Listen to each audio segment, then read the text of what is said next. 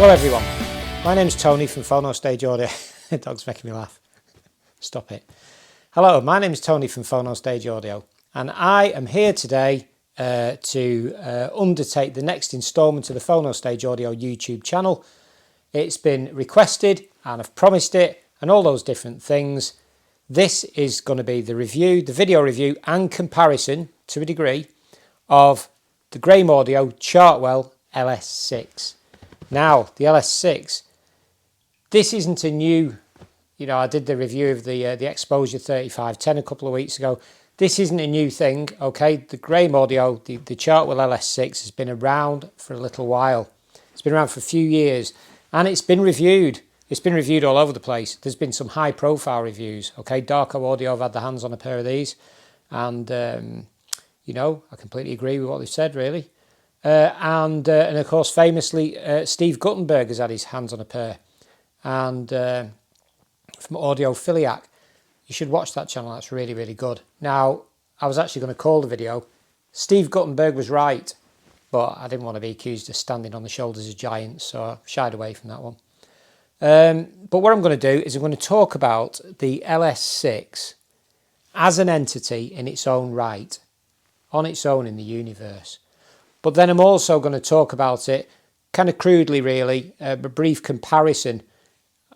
They're quite different speakers in some ways between the LS6 and the LS6F. Well, they're actually quite similar, but like more distant cousins between the LS6 and the LS59F, which there's probably not really any point comparing those to those. It's not like they're similar bookshelf speakers or anything like that. It's just that there was a pair knocking about the place, so I couldn't resist. But I'm going to be thinking of them in the context of the LS35A, which I've had a lot of experience listening to. I'll tell you about that in a minute. And I truly believe that I have a good feel for these speakers and I can get that across to you right now. So let's give it a go. Before I start, okay, with lots of reviews coming, lots of interesting features, my homegrown top 10 rules, or I don't know, let's not call it rules, about hi-fi. You'd be interested in that one. I'm going to do a grand tour of the Phonostage Empire. That could be quite interesting. And I'm going to talk about lots of different kinds of products. So I've got Edwards Audio coming up next and Talk Electronics. Got a lot of their products around the place. Been a fan for years and I'd like to share some of that with you. So like and subscribe and share this out, please. Get a few people watching it. Because that, people comment and it gives me a feel for what kind of things people would like to see, which I think is really good. And I look a bit down tempo today. I walked here. You'd be very impressed. Yeah, I'm trying to do the right thing. 53 now, need to do a bit of walking. So, right. So I've been listening to them. For a couple of weeks, but I had a real good session today. I had a real good hours, listening to some old favourites as well, on top of what I'd already heard. And my wife said to me, last week when I was doing that Exposure 3510 review, she said, people are going to get sick of you, Tony, if you keep talking about the same music. And I thought, right, well, maybe she's got a point there. So I thought, let's listen to something different. And I came in here, I got some ideas of things that I'd like to talk about, things I'd like to listen to. But yeah, I did detract a little bit. Did some Stevie Wonder, which I do like. I listened to Inner Visions, which is, if you haven't heard that album before, that is full of surprises. Did you know I had some great drumming on it? Stevie Wonder played the drums on that album and the keyboards and did just about everything else. And it was ranked Rolling Stone's 54th greatest album of all time, I think, or something like that. It's just a bloody remarkable record. It's got some great vocals in it, backing vocals and things like that. So I did have a listen to Stevie Wonder, got away from the usual stuff. Had a listen to Flaming Lips, Yoshimi. Yeah, absolutely fantastic. And I'm going to tell you about that in a minute because that's going to relate to my LS35A comparison. The Yoshimi battling with the Pink Robots. But I ended up lapsing back into, I thought, I need to really check this out, what I was listening for. And because I've done such a lot of listening to a couple of tracks in particular, I mentioned about some Porcupine Tree tracks and certainly Grandaddy. I ranted on about Minor at the Dial of You. I did have to go back to my default tracks. Radiohead is another one. Paranoid Android would be one, except that I didn't have There's a difference between how that sounds on CD and how it sounds streamed, and it's the CD version that I'm looking for very precise reviewing, if I'm really thinking about what's going on with those kind of percussion instruments and everything. So I didn't do that. So, right, defaulting back. So yeah, listen to some different things. They sounded fantastic. I won't go through all the details with you. I won't take you down the whole journey, right? I want to take you straight to the destination. I had a visitor here this afternoon, a chap who had come to collect some speakers off me, and he's been here listening to stuff before. And he's, what are you doing here on a Sunday? And I explained to him that I was going to do a video review of these speakers. And at the time, I had them pulled away from the wall to here. Still, it's less than a metre. Nearly a metre on that side because there's a slight unevenness in the wall. I had them pulled away from the wall, towed into sort of like maybe just a 2 or 3 inches outside of my ears after a lot of messing about, to be honest. Sat on the end of the settee. So I sat back on the settee, sat, like you do. So I ended up sat on the end of the settee, and I ended up in this place, this space, okay, that sometimes I'm in. Sometimes I'm in it, but I'm like in it and I'm like 90% in it, or I'm in it and I'm like in the space. It's hard to explain, really. I'm in the space, but I'm in a bubble looking at the space, okay? So I'm in 3-dimensional space. The music's coming from everywhere, and I'm in like a bubble looking at it. Well, that is like being nearly there. When you're really there, okay, there's no bubble, right? When you're really there, you are wherever you are, and the speakers are wherever they are, but there's very little actual relationship between you.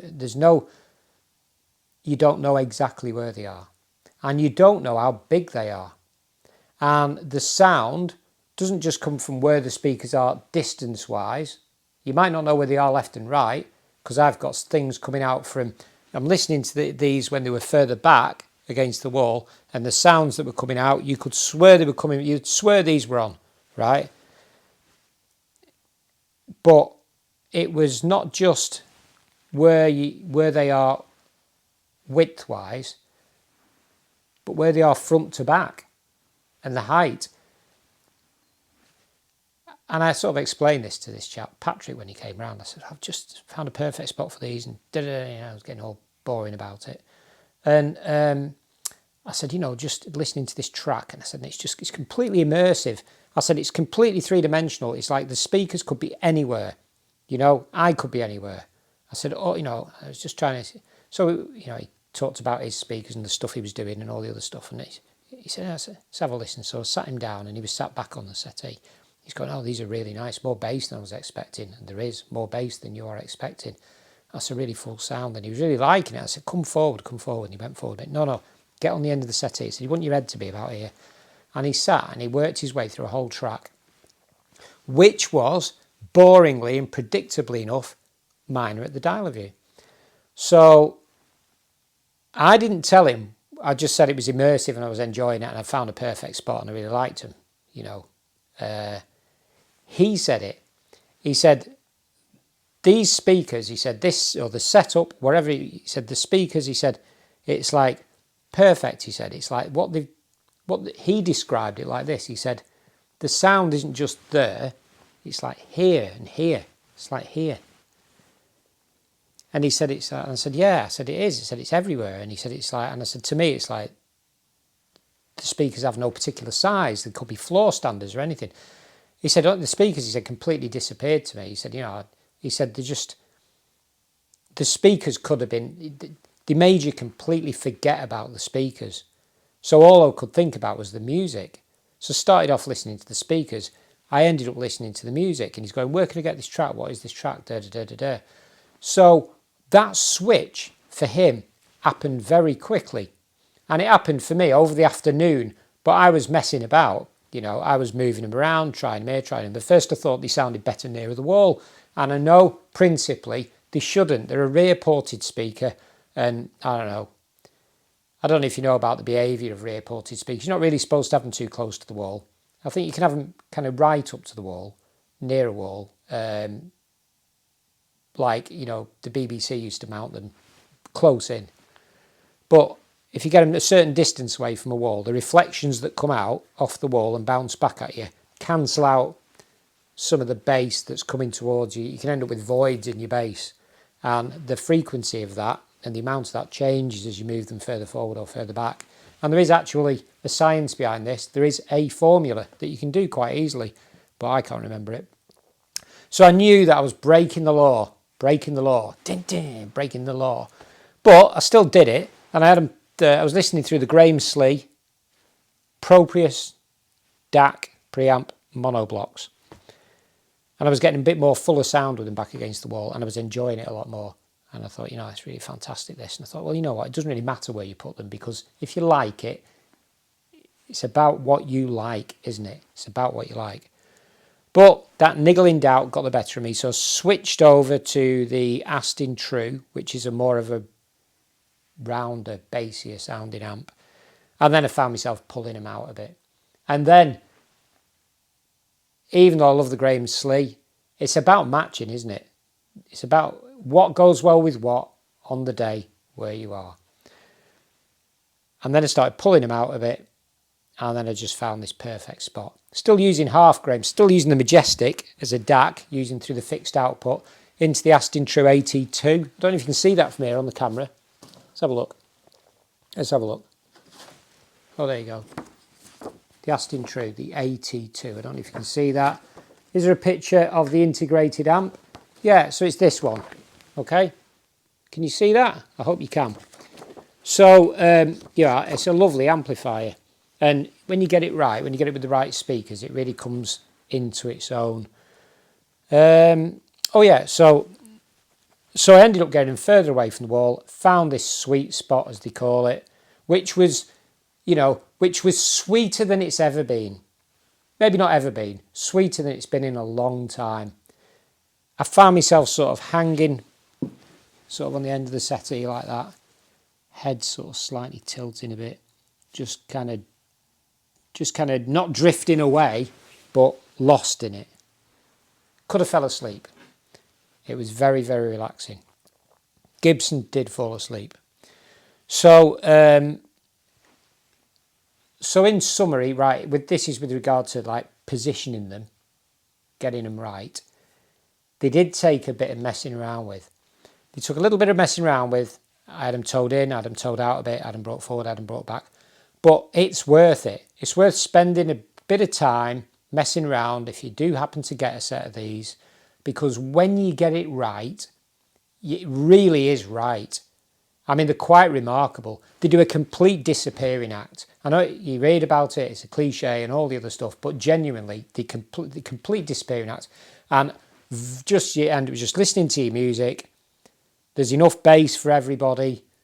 It's very clear on the mid-range, very, very good. You know, not quite as, these are not a BBC licensed speaker, and they lean into the monitoring school a bit. You can tell the heritage, you can tell that Derek Hughes has had his hands on them. But they're not fully monitory, mid-range clarity in your face like these. But they've got leanings towards it. The piano notes in, what track was it? Was it Visions? It was one of the Stevie Wonder tracks. Okay, the piano was just fantastic. And I remember watching a video once where I think it was Derek Hughes was on about the complexities or the difficulties in reproducing just a single piano note. And that's something he's given a lot of thought to. Pianos and voices and such like. So definitely, although it's not mid-range in your face, the clarity, the accuracy of the mid-range is very, very convincing. Their ability, and this is where Steve Guttenberg was right, so go and check him out. Very realistic instruments, hi-hats, not splashy, you know, crispy. Very, very good. They do rock really well. Flaming lips, right, so yeah, so I gave them a good listen in this position, the good position. Kind of made a mental note of whereabouts they were. Pulled the LS6Fs into position. I thought, let's do a comparison. They're going to sound just the same as these, but with more bass. And you know what? They sounded just the same as these, but with more bass. There was a benefit to that and a penalty, right? So listening to Deadwing by Porcupine Tree. And near the beginning, they can hear the drumming thundering away in the background, and he starts to run. Gavin Harrison, who I've said before, I'm a fanboy of Gavin Harrison, runs some patterns of sixteenths, right? Brr, brr. And they're kind of they do sit quite below the mix, right? And in a sequence, so there's a run of them, then a run of them, then a shorter run. A couple of them are slightly more amplified, a bit more of a run of them. How they are defined, how clear they are, depends very much on the speakers you're listening to. And on the LS6Fs, actually, although there was more bass, there was less definition in that particular element that I was listening to. That was easier to pull out on the LS6s. That is often the way with mid-sized bookshelf, well, stand-mounting speakers, because they haven't got the bass guitar. They're big enough for the bass guitar and everything to be present, but it isn't resonating around in a way where it obscures anything from the kick. And the kick starts to sound a little bit like you just EQ'd it a little bit it brings out a little bit more of the click of the kick, right? So a little bit more definition. So drums can be sharper, and in fact were sharper and a bit more present and a bit more defined. But for other types of music, the LS6Fs would, this is produced in such a way that it lends itself very well to these speakers. So, but there isn't such a difference in bass that you would listen to those and think, oh God, no, I can't go back to these now. These are, oh, I feel that, man. No, it's not like that. These have a bit more, okay? It's not artificial. They've still got the same driver, there's no devices employed here other than a longer cabinet, so, and it's front ported. So I guess you can be a bit less critical of your positioning. But these are surprising as soon as I switched them on. And these are very well running. These I only got these recently brought to me. The nice chaps at Graham Audio have had these out and about doing the rounds for quite a long time. So they're totally run in. But I was really surprised at the amount of quality bottom end off them. Not booming bottom end, quality bottom end. I'm not lacking anything to my mind. Now, comparing them to LS35As, I have to do it, okay? They're all kind of cousins and, relatives of each other. So I had to do it because I did hear it say that I don't remember where I'd read this, that they were a bit like LS35As on steroids. And I thought that sounds familiar, because I had said, famously to me anyway, that that these, the LS59Fs, or the LS59s rather, were like LS35As on steroids. I think I am more right in that respect, okay? Because in terms of the nature of the sound, that's that hyper clear, that kind of mid-range, not having much at the bottom end, because LS59s don't have a lot at the bottom end for a bigger driver. These have more, so I would say the LS59 is definitely more like an LS35A on steroids. But I could see where they were coming from, whoever said it about these.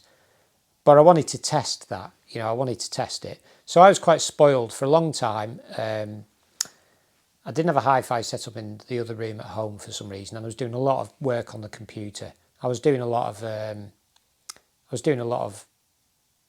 listening at the computer.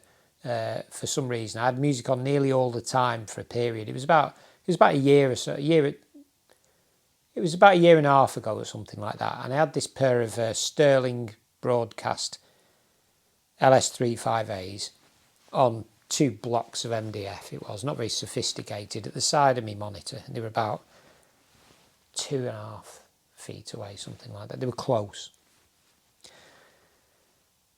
And about that time, I listened to a lot of music, but I remember discovering late in life Flaming Lips and listening to a lot of Flaming Lips on that setup. So I remember what it sounded like, and I never heard it with bass because I discovered it on those speakers and then listened to it for about a year on those speakers. Well, 6 months to a year. So how that sounded all that detail in the synths, the drums, the sweeps, the percussion, acoustic guitars, you know, the acoustic guitars coming in Yoshimi, Battles the Pink Robots. All those sounds crystal clear right there, LS358 in your face. That is a very, very, very good experience to have. I didn't suffer from bass deficit syndrome because I'd never had it.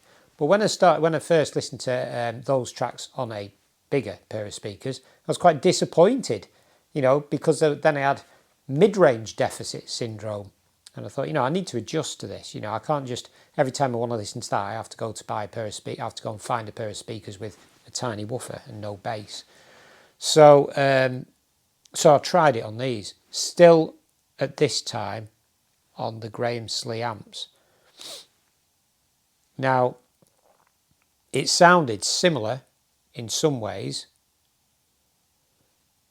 but even though there was more bass, it almost didn't sound quite as full as the sound that I imagined it, the synths and things, as I imagined it, looking back, as I imagined it on the LS358s, and I thought, is it more to do with the nature of the amp? So that's why originally I switched to the Aston True, because at home I was using a Quad 405 and a 34 pre and a 405. And I think the nature of the sound, albeit that this is more accurate by modern standards, the Aston True, the nature of the sound is more like that than the Graham Slee is. So that's where I switched it over. And then, got them in the right place, I'd pulled them out from the wall a little bit, and then I got it. Then I really got it. They did sound, I could hear, you know, all the mids and the treble that I was experiencing with the LS358s, if not 90% of it, but with the bass as well. But it was tight and they were away from the wall a little bit, so I wasn't getting this, you know, they were getting on for a metre away from the wall. And some might say you could do with them a lot further. They weren't particularly loud. I do only listening at, try and do it at realistic home, normal house, normal life levels. I tend not to go much beyond, if at all, 70 dB, often below. I can listen to it in the late 60s quite comfortably and try. At those volumes, you really want to pick up, the equipment has to be projecting some out to you, and there has to be plenty of detail and some bass. So you're asking it to do a lot at quite modest volumes. Well, they certainly are doing that. So I ended up in this position, listening to Flaming Lips, and then lapsed back to Grandaddy, as I said, hanging off the edge of the settee, lost in this three-dimensional space, no interface, no bubble, no space capsule, no wires, just there. And all the music was there, with no speakers, no box, no distance, no height. Very, very enjoyable experience. I had a great afternoon, and I lamented the fact that I would have to stop and make this video, but I made it. Now, I'm not going to go on for ages, okay? I probably already have gone on for ages.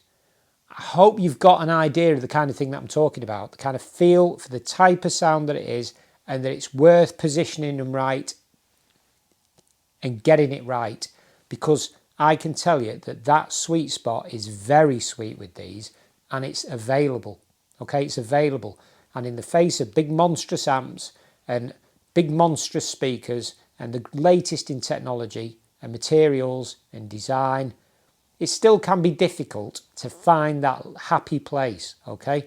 The main thing is not what you spend, not what you listen to, but that you can find that happy place and know how to get it back. Don't let it become some kind of elusive dream. So, and that's all I'm going to say about it for now. I'd like to remind you to like and subscribe and share and do all the other stuff to the channel. If you remember, it's Phonostage Audio. I've got lots more stuff coming up, amplifier reviews. I've got a load of great, Edwards Audio, Talk Electronics, the wonderful Kevin Edwards inventions that I'd like to talk about, and more really. So just keep checking in with us and see what we got coming up next. And that's all from me. So thank you very much, everyone. Bye.